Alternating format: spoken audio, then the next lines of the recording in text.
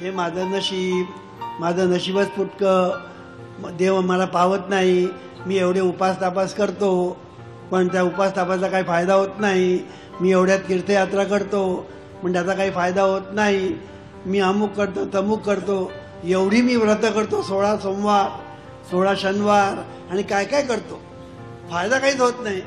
त्याचं कारण हे आहे, युवा पिढीने तरुणाने या बाबतीमध्ये सावध असलं पाहिजे की त्याने चुकून सुद्धा तुमच्या जीवनामध्ये सगळं चांगलं निर्माण व्हायला पाहिजे असेल तर तुमचं बहिर्मन आणि अंतर्मन या दोघांचं ऐक्य चांगल्या ठिकाणी व्हायला पाहिजे, चांगल्या विचारांच्या ठिकाणी व्हायला पाहिजे. आमंत्रण देतो बघा, अहो आमच्या जरा घरी या बरं का, तसं आपण संकटांना आमंत्रण देतो, या आमच्या जीवनामध्ये या. तेव्हा बहिर्मन आणि अंतर्मन याचा आपल्या जीवनाशी डायरेक्ट संबंध आहे, डायरेक्ट. आणि हा डायरेक्ट संबंध असून सुद्धा त्याच्याबद्दल आपल्याला जे प्रचंड अज्ञान आहे ते मानवजातीच्या दुःखाला, संकटांना, समस्यांना, अडचणींना कारणीभूत ठरतं, हे आपल्या ध्यानात आलं पाहिजे. म्हणून बहिर्मन आणि अंतर्मन यांचं आपल्या जीवनामध्ये किती महत्त्व आहे की आपल्या जीवनाचं जे वस्त्र आहे ते बहिर्मन आणि अंतर्मन हे विणत असतं. आपल्या जीवनाचे शिल्पकार आपण आहोत असं आम्ही ज्याला सांगतो त्याचं कारण हे आहे की बहिर्मन आणि अंतर्मन हे आपल्या जीवनाचं वस्त्र विणत असतात. जशा या बायका स्वेटर विणतात, त्या स्वेटर विणताना 2 सुया घेतात, मध्ये लोकर जोडतात आणि मग हे उभा टाका एक आडवा टाका असं उभं आणि आडवं टाके टाकीत टाकीत ते स्वेटर त्यांचा तयार होतो. तसं आपल्या जीवनामध्ये बहिर्मन आणि अंतर्मन हे 2 सुया आहेत. एक अंतर्मनाचा आडवा टाका आणि बहिर्मनाचा उभा, असे आडवे आणि उभे टाके टाकीत टाकीत बहिर्मन आणि अंतर्मन या 2 सुया आपल्या जीवनाचं वस्त्र विणत असतात. आणि या 2 सुयांना जोडणारी लोकर म्हणजे विचार, कल्पना, भावना, धारणा, वासना, संकल्प वगैरे वगैरे जे आहेत हे सगळं म्हणजे रंगीबेरंगी लोकर आहे, हे आपण लक्षात घ्यायचं. ही गोष्ट जर आपल्या ध्यानात आली तर तुम्हाला एक गोष्ट लक्षात येईल की हे बहिर्मन आणि अंतर्मन जे आपल्या ठिकाणी आहे त्याचं तुम्हाला आज जरी ज्ञान नसलं तरी ते तुमच्या जीवनामध्ये कार्य करीत आहेत, कार्य करीत होते आणि यापुढे कार्य करीत राहणार. पण तुम्हाला त्याचं ज्ञान नसल्यामुळे त्यांचं जे काही कार्य चाललेलं आहे ते अनिष्ट कार्य चाललेलं आहे आणि त्याच्यातून आपल्या जीवनाला सुख मिळण्याच्या ऐवजी दुःख मिळतं, यश मिळण्याच्या ऐवजी अपयश मिळतं आणि अशा तऱ्हेने आपल्या जीवनामध्ये आपल्याला प्रगती साधण्याच्या ऐवजी आपली अधोगती होते. मग याला उपाय काय? याला उपाय म्हणजे 2 हाताचा बद्दल मी बोललो, पण आपल्याला बहिर्मन आणि अंतर्मन हे जे 2 हात आहेत म्हणजे एकंदर आपले सध्या 4 हाताबद्दल आपण बोलूया की विष्णूला जसे 4 हात आहेत तसे आपल्याला हे 4 हात आहेत आणि हे 4 बहिर्मन आणि अंतर्मन आहे 2 हात. एवढे आपण जर घेतले आणि यांचा जरी आपण व्यवस्थित रीतीने वापर केला तर आपल्या जीवनामध्ये यश हे आपल्याला मिळाल्याशिवाय राहणार नाही. मग ह्याच्यासाठी काही मंडळी अशी आहेत की या बहिर्मनाचा आणि अंतर्मनाचा वापर त्यांना जरी त्याच्याबद्दल माहिती नसली तरी नकळत चांगल्या रीतीने करत असतात आणि म्हणून त्यांची प्रगती होते. आणि ही त्यांची जी प्रगती होते त्याला कारण हे बहिर्मन आणि अंतर्मन ह्याचा त्यांनी योग्य वापर केलेला असतो, पण आपण वापर करीत आहोत ह्याचं त्यांना ज्ञान नसतं. उदाहरण द्यायचं झालं तर आता यांनी सांगितल्याप्रमाणे धीरूभाई अंबानी एका पेट्रोल पंपवर पेट्रोल भरायला राहणारा एक शिपाई आणि तो आज कित्येक क्रोर्सचा अब्जावधी रुपयांचा आज धनी झालेला आहे. ह्याचं कारण का? ह्याचं एकच कारण की बहिर्मन आणि अंतर्मनाचा वापर जरी त्यांना त्याच्याबद्दल काही माहिती नव्हती तरी त्यांनी नकळत त्याचा उपयोग केला होता. जगामध्ये जेवढे लोक मोठे झाले त्यांचं हे असंच आहे की त्यांनी नकळत त्यांचा वापर केला आणि त्यामुळे ते यशस्वी झाले. पण आपण जर त्याचा वापर जर कळत करायला लागलो तर आपल्याला त्याचे सुपरिणाम लवकर अनुभवाला येतात आणि म्हणून ह्याचं ज्ञान आपण संपादन करणं आवश्यक आहे.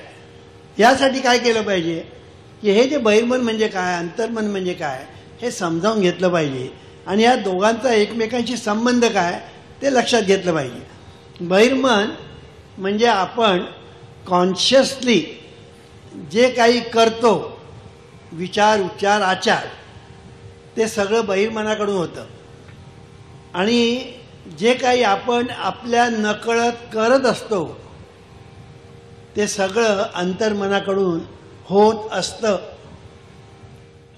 आता तुम्ही माझं प्रवचन ऐकतात, हे तुम्ही कॉन्शियसली ऐकतात. याच्या उलट तुमचा श्वासोश्वास जो चाललेला आहे तो सबकॉन्शियसली चाललेला आहे. म्हणजे ऐकण्याचं काम कॉन्शियस माइंड करत आहे आणि श्वासोश्वास जो चाललेला आहे ते कार्य सबकॉन्शियस माइंडकडून चाललेलं आहे. अशा तऱ्हेने आपलं जीवन चाललं आहे की आपण बऱ्याचशा गोष्टी बहिर्मनाने आणि बऱ्याचशा गोष्टी अंतर्मनाने करत असतो. आणि म्हणून बहिर्मन आणि अंतर्मन यांचा ज्या वेळेला सुसंवाद होतो तेव्हा जीवनामध्ये संगीत निर्माण होतं. आणि जेव्हा या दोन बहिर्मन आणि अंतर्मन याच्यामध्ये वितंडवाद सुरू होतो तेव्हा आपल्या जीवनामध्ये साडेसाती निर्माण होते. म्हणून संगीत निर्माण करायचं जीवनात का जीवनामध्ये साडेसातीला आमंत्रण द्यायचं हे तुझ्या हातात आहे. म्हणून तूच आहेस तुझ्या जीवनाचा शिल्पकार. बहिर्मन आणि अंतर्मन यांचं ज्या वेळेला सूत जमतं त्यावेळेला जीवनामध्ये संगीत निर्माण होतं आणि ज्या वेळेला ते एकमेकांना विरोधी जातात तेव्हा जीवनामध्ये साडेसाती निर्माण होते. मग याच्यासाठी काय केलं पाहिजे?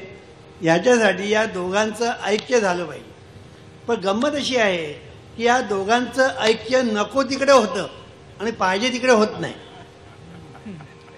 मुलाला जर सांगितलं तू अभ्यास कर, मुलगा म्हणतो मी आता अभ्यास करणार, ठरवतो तो अभ्यास करणार म्हणून. पण अंतर्मन आहे ना ते पुष्कळ वेळा त्याला साथ देत नाही. पुष्कळ वेळेला असं होतं की मुलाला अभ्यासाची गोडी नसते आणि अंतर्मनसुद्धा त्याला साथ देत नाही. म्हणजे दोघेही अभ्यास करण्याच्या विरुद्ध, बहिर्मन आणि अंतर्मन. मी एक गोष्ट सांगतो तुम्हाला, बहिर्मन आणि अंतर्मन यांचं कसं चालतं ते. शाळेमध्ये जाणारे आपण एकेकाळी सगळे विद्यार्थी होतोच आणि सकाळी उठून अभ्यास करणं अशी प्रतिज्ञा आपण सगळी मंडळी करत होतो. निदान मी तरी करत होतो, तुम्ही पण करत असणारच. आता सकाळी उठायचं म्हणजे किती वाजता? 4:30-5 या सुमाराला उठायचं. बहिर्मनाने ठरवलं अभ्यास करायचा, 5 वाजता उठायचं म्हणून तो गजर लावतो घड्याळाला आणि आपल्याजवळ ते घड्याळ ठेवतो. बरोबर सकाळी 5 वाजले की ते घड्याळ इमाने इतबारे टर करतं. टर केल्याबरोबर हा झोपेतून जागा होतो आणि ठक करतो. ठक करतो म्हणजे काय करतो? ते जे तो जो चाललेला असतो गजर तो बंद करतो आणि पुन्हा झोपतो. म्हणजे इथे बहिर्मन म्हणते मी अभ्यास करीन आणि अंतर्मन म्हणतं नको, अंतर्मनाचा इथे जय झाला. हे मी काय सांगतो आहे की या इथे दोघांमध्ये एक विरुद्ध आणि एक अनुकूल असं आहे अभ्यासाला. पण काही वेळेला असं होतं की अभ्यास करण्याच्या बाबतीमध्ये बहिर्मनही अनुकूल नाही आणि अंतर्मन पण अनुकूल नसतं. दोघांचं मत एक होतं, अभ्यास करायचा नाही.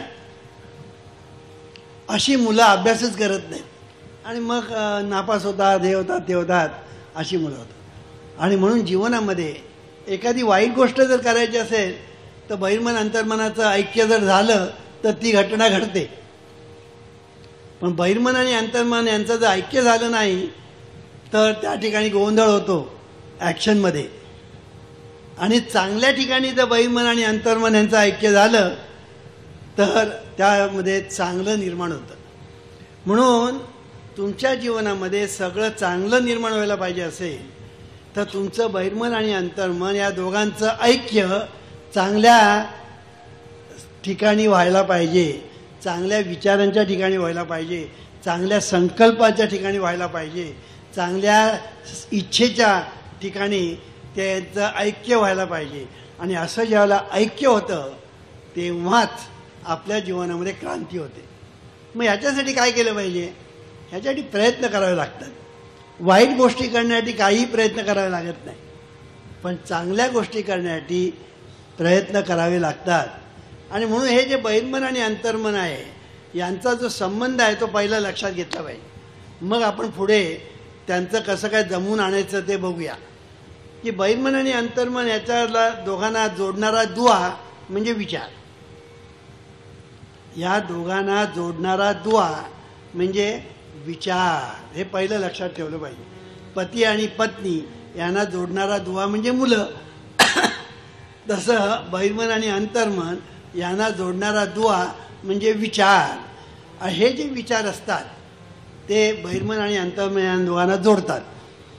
आता बहिर्मनातून अंतर्मनामध्ये विचार जातात, बहिर्मनातून अंतर्मनामध्ये विचार जातात. जे विचार आपण पुन्हा पुन्हा करतो त्याला इंग्लिशमध्ये हॅबिच्युअल थिंकिंग असं म्हणतात. असे जे हॅबिच्युअल थिंकिंग असे जे आपण विचार करतो ते बहिर्मनामध्ये हळूहळू मूळ धरतात. त्या ठिकाणी ते मुरतात. प्रथम मूळ धरतात, मुरतात आणि ते विचार स्फुरतात आणि जीवनामध्ये साकार होतात. असं हे सगळं शास्त्र आहे. आणि म्हणून हॅबिच्युअल थिंकिंग याला जीवनामध्ये महत्त्वाचं स्थान आहे. त्याला आपल्या जीवनामध्ये मराठीमध्ये आपण त्याला चिंता किंवा चिंतन असं म्हणतो. चिंता करणारा मनुष्य काय करतो? तेच तेच विचार घोळवत असतो. चिंता करणारा मनुष्य तेच तेच विचार घोळवतो. चिंतन करणारा मनुष्यही तसंच तेच तेच विचार मनात घोळवतो. हे जे तेच तेच विचार आपण मनात घोळवतो ते बहिर्मनातून अंतर्मनात जातात, ते मूळ धरतात, तिथे ते मुरतात आणि तिथून ते जे स्फुरतात ते जीवनाला साकार करून टाकतात. म्हणून जीवन ज्याला आपण म्हणतो ते जीवन म्हणजे आपल्या विचारांना साकार झालेलं असं जे काही आहे ते म्हणजे आपलं जीवन. म्हणून मी काल सांगितलं, डॉक्टर मर्फी जे म्हणतात all your experiences, conditions, events and acts are the reactions of your subconscious mind to your thoughts.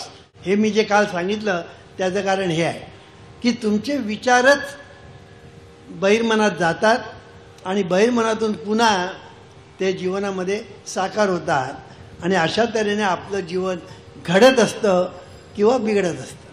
आज काय परिस्थिती आहे? आज आपण सगळी मंडळी चिंता करतो.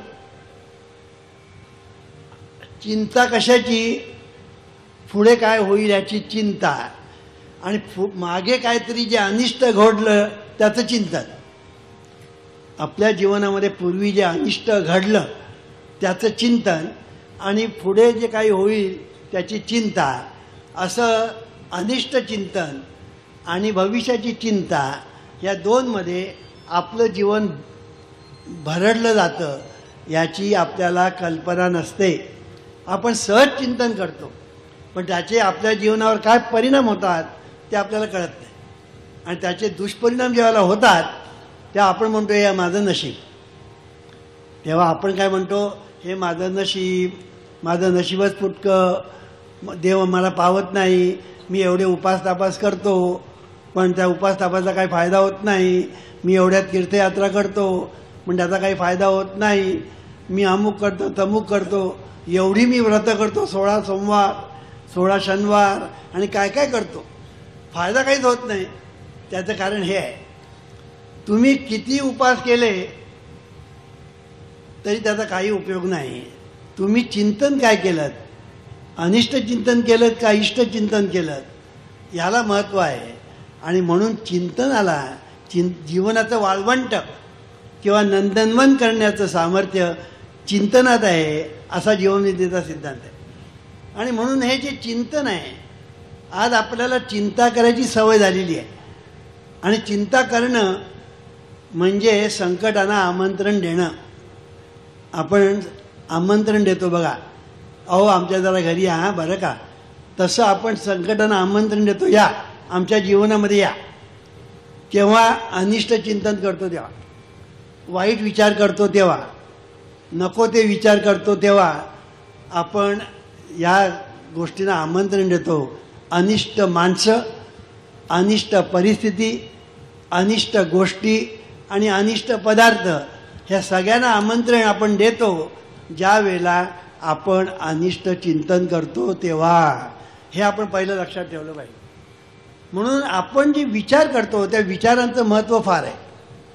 गंमत अशी आहे, विचार आतमध्ये चाललेले असतात आणि त्याचे परिणाम बाहेर होत असतात. The world you live in is largely determined by what goes on in your mind.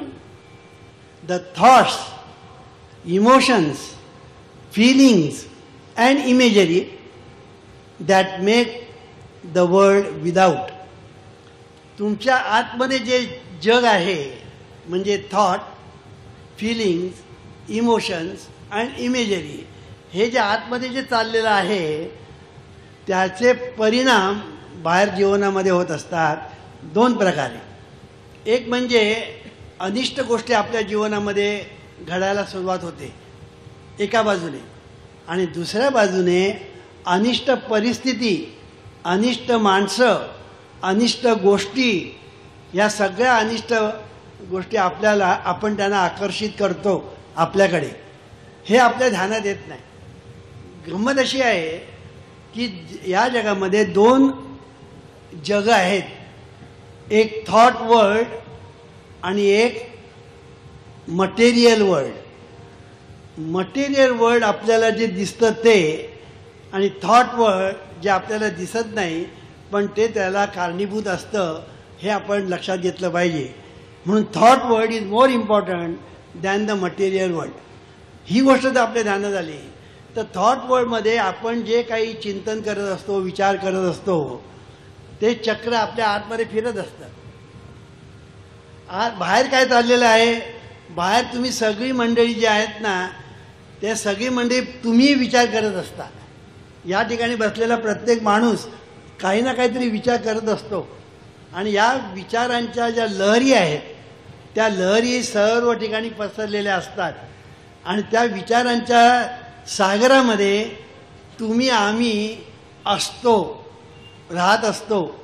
आणि म्हणून आपण आहोत त्याच्या भोवती विचारांचा सागर आहे. तुमच्या सगळ्यांच्या भोवती विचारांचा सागर आहे, आणि त्या विचार लहरी त्या ठिकाणी निर्माण होत असतात, आणि तुमच्या आतमध्ये विचार लहरी निर्माण होत असतात. ते आतमध्ये ज्या विचार लहरी असतात त्या तऱ्हेच्या विचार लहरी म्हणजे पॉझिटिव्ह किंवा निगेटिव्ह, ह्या बाहेरच्या ज्या लहरी असतात पॉझिटिव्ह किंवा निगेटिव्ह, त्यांना आमंत्रित करतात. आणि त्यांना तुम्ही एकदा आमंत्रित केलं की त्या विचारांची माणसं, त्या विचारांची परिस्थिती आणि त्या विचारांचे बाकीच्या गोष्टी तुमच्याकडे आकर्षिल्या जातात, आणि तुमच्या जीवनामध्ये सगळ्या अनिष्ट गोष्टी घडतात. हे जर तुम्हाला बदलायचं असेल तर तुम्हाला अनिष्ट चिंतन पहिलं करायचं सोडून दिलं पाहिजे आणि इष्ट चिंतन करायचा प्रयत्न केला पाहिजे. याला अभ्यास केल्याशिवाय त्याला पर्याय नाही. म्हणून अभ्यासाचा कंटाळा भाग्याला टाळा असं आम्ही म्हणतो. याचं कारण हे आहे, इथे त्याला पर्याय नाही.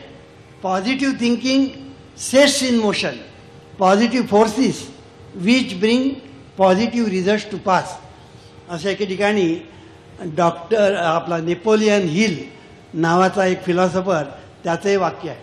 आणि म्हणून सांगायचा मुद्दा असा की आपण पॉझिटिव्ह थिंकिंग करतो का निगेटिव्ह, याला जीवनामध्ये महत्त्वाचं स्थान आहे. म्हणून युवा पिढीने या बाबतीमध्ये अत्यंत सावध असलं पाहिजे. युवा पिढीने, तरुणाने या बाबतीमध्ये सावध असलं पाहिजे की त्याने चुकूनसुद्धा अनिष्ट विचार करता कामा नये, चुकूनसुद्धा वाईट विचार करता कामा नये, चुकूनसुद्धा डिस्ट्रक्टिव्ह विचार करता कामा नये. तर काल मी सांगितलं की आपले विचार, प्रत्येक विचार पॉझिटिव्ह असला पाहिजे. आणि हा पॉझिटिव्ह विचार तुम्ही करायची एकदा सवय जडवली की तुमच्या जीवनामध्ये सगळं पॉझिटिव्ह होत जातं, सगळं पॉझिटिव्ह होत जातं. अर्थात याला दोन गोष्टी पाहिजेत. आपण जसं जमिनीमध्ये बी पेरलं की त्याला खत पाणी घालतो, खत पाणी घातलं नाही तर ते झाड येत नाही, मग त्याला फळं पण येत नाही.